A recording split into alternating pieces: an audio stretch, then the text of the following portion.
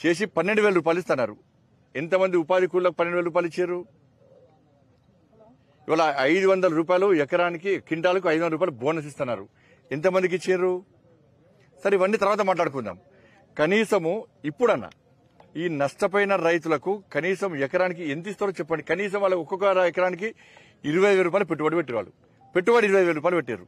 ఇలా ఒకరు గుర్తించాలి రైతాంగం. ఇవాళ ఇలా డిఏపి కానీ యూరియా కానీ మీకు ఒక్కొక్క బస్తా మీద నరేంద్ర మోడీ గారి ప్రభుత్వము సబ్సిడీ ఇస్తున్నది. నరేంద్ర మోడీ గారి ప్రభుత్వం ఆ సబ్సిడీ ఇవ్వకుంటే మీకు ఒక్కొక్క ఎకరానికి దాదాపు 20,000 కాదు 50,000 రూపాయలు పెట్టుబడి పెట్టాల్సి వస్తుంది. ఇలా నరేంద్ర మోడీ ప్రభుత్వం దాదాపు 20,000 రూపాయలు మీకు సబ్సిడీ రూపాయలు ఇస్తున్నది. ఇవాళ అందుకే 20,000 రూపాయలు 20,000 మాత్రమే పెట్టుబడి వస్తుంది, నష్టం జరుగుతున్నది. ఇలా నరేంద్ర మోడీ ప్రభుత్వం సబ్సిడీ కూడా 50,000 రూపాయలు పెట్టుబడి అవుతుంది, వాళ్ళ నష్టం 50,000 రూపాయలు నష్టం జరుగుతుంది వాళ్ళ. కాబట్టి ప్రభుత్వం ఏం చేయాలి? గత ప్రభుత్వం లెక్కనే ఈ ప్రభుత్వం మీరు ఫసల్ బీమాను ఇంప్లిమెంట్ చేస్తారా చేయరా? మళ్ళీ మీరు కూడా పంటల బీమా అని చెప్పి ఏదో కొత్త స్కీమ్స్ కలిసి టైం పాస్ చేస్తారా? ఇక గత ప్రభుత్వం ఫసల్ బీమాని ఇవాళ అమలు చేస్తే ఇవాళ ఈ నష్టం జరిగేది కాదు, వాళ్ళకి న్యాయం జరిగేది, న్యాయం జరిగేది. కాబట్టి రాష్ట్ర ప్రభుత్వం వెంటనే స్పందించాలి. ఇవాళ అంచనాల పేరుతోని, సమీక్షల పేరుతోని, నివేదికల పేరుతో దయచేసి కాలయాపన చేయద్దు. ఇప్పుడు చూస్తున్న రైతులు ఎట్లేడుతారో చూస్తున్నారు. ఇవాళ సరే అనుకోకుండా జరిగినటువంటి ఈ ప్రకృతి వైపరీత్యాల వల్ల జరిగిన సంఘటన కావచ్చు, ఇబ్బంది కావచ్చు, కానీ దాన్ని ఆదుకోవాల్సిన బాధ్యత ప్రభుత్వాల మీద ఉంటుంది. తూతు మంత్రంగా మీరు చేసే ప్రయత్నం చేస్తే ఇలా మీరిచ్చిన హామీలే నెరవేర్చమంటాం. మేము 15,000 రూపాయలు రైతు భరోసా పని ఉంటున్నాం, కౌలు రైతులు కూడా 15,000 రూపాయలు ఇవ్వమంటున్నాం, ఉపాధి కూలీలకు 12,000 రూపాయలు ఇస్తున్నారు. మీరు వ్యవసాయానికి అనుసంధానం చేస్తున్నారు, వాళ్ళకి 12,000 రూపాయలు ఇస్తున్నారు, 500 రూపాయలు బోనస్ ఇస్తున్నారు, నష్టపడ్డ రైతులకు ఇప్పుడప్పుడు ఆదుకుంటా అన్నారు.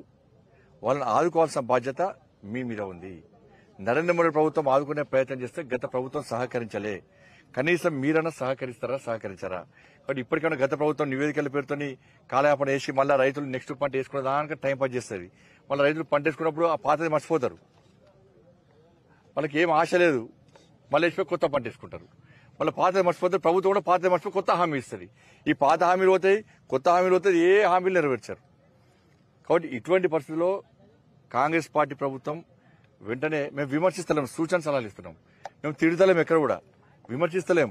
మీకు కొత్త ప్రభుత్వం ఏర్పడ్డది, మీకు సూచన సలహాలు ఇస్తున్నాం. మీరు ఇలా ఈ రైతులను ఆదుకునే ప్రయత్నం చేస్తే ఈ ప్రభుత్వం మీద విశ్వాసం, నమ్మకం ఏర్పడుతుంది. మీరు 15,000 రూపాయలు వేయాలి అకౌంట్లో, 12,000 రూపాయలు వేయాలి, ఒక్కొక్క క్వింటాల్కు 500 రూపాయలు ఇవ్వాలి బోనస్, ఫసల్ బీమాను అమలు చేయాలి. ప్లస్ ఇప్పుడు నష్టపోయిన రైతులకు ఒక్కొక్క ఎకరానికి 20,000 రూపాయలు మీరు వాళ్ళు పోయి నష్టమే, లాభం కాదు, వాళ్ళు పెట్టుబడే, వాటికి ఇస్తే ఇలా రైతులకు ఈ ప్రభుత్వం మీద భరోసా ఉంటుంది. మళ్ళీ మేము 20,000 రూపాయలు అడిగినాం కదని చెప్పి మీరు 5,000 రూపాయలు 10,000 రూపాయలు ఇచ్చి చేతులుకునే ప్రయత్నం చేస్తారు. మేము ఎక్కువ అడగలేము. రైతులు వాళ్ళ నోటి ద్వారా వచ్చిందే. వాళ్ళు ఏమో 50,000 నష్టం, 50,000 పెట్టుబడి పెట్టడం అంటలేరు, వాళ్ళు 1,00,000 రూపాయలు పెట్టుబడి పెట్టడం అంటలేరు.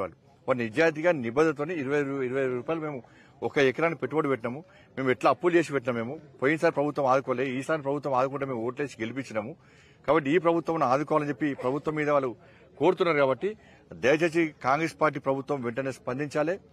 ఒక్కొక్క ఎకరాకు కనీసం 20,000 రూపాయలన్నా వాళ్ళకి ఎలా మీకు ఎక్కువ ఉంటే ఇంకెక్కువ ఇబ్బంది లేదు.